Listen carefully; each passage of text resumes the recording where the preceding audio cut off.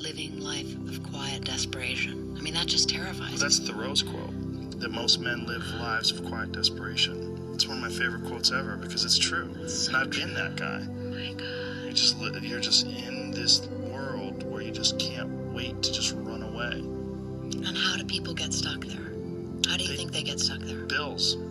Bills, like financial bills? Mm-hmm. Yeah, bills and commitment.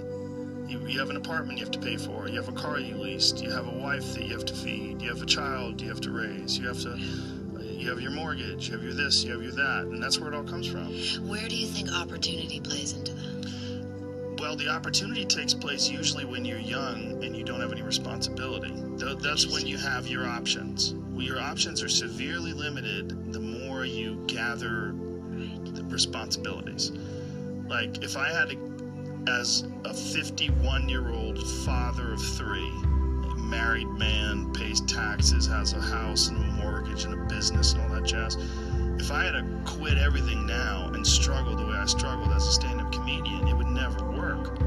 But the only way I could be this person now is if I took that chance when I was 21, when I was dead broke and had my cars repossessed and all that stuff.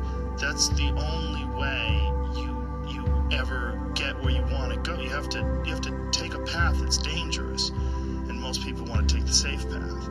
The safe path leaves you stuck in quiet desperation almost every time. It's hell.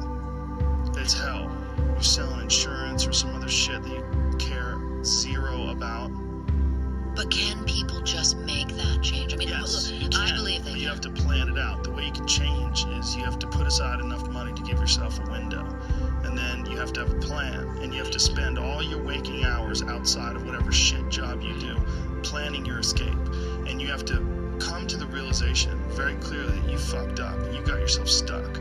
So whatever you're doing, you have to do it like your life depends on it. And whether it is you're trying to be an author and if you're gonna try to be an author and you're working 8 hours a day plus commuting plus family responsibilities or whatever else you have, whatever time that you have to attack like you're trying to save the world. You're trying to save your life. You don't want to drown. That 1.5 hours a day that you have to write, god damn, you better be caffeinated and motivated. You gotta go. You gotta get after it. And you gotta have discipline. Most people don't have those things. Most people don't understand what it's like to really go for something. And to know that the consequences of not doing that are horrific. Then you're desperate. Yeah. Quiet. But I do think there is something to be said for fate and circumstance. Sure. And I always write it. I mean, people in these military environments that I write about and in these intelligence world environments, fate and circumstance plays a big part because they too can even get complacent, you know. But when your life is on the line, right, a lot of times they have these experiences where they're like, I must change. And that's what I find really interesting in people. You know? Sure. Desperation.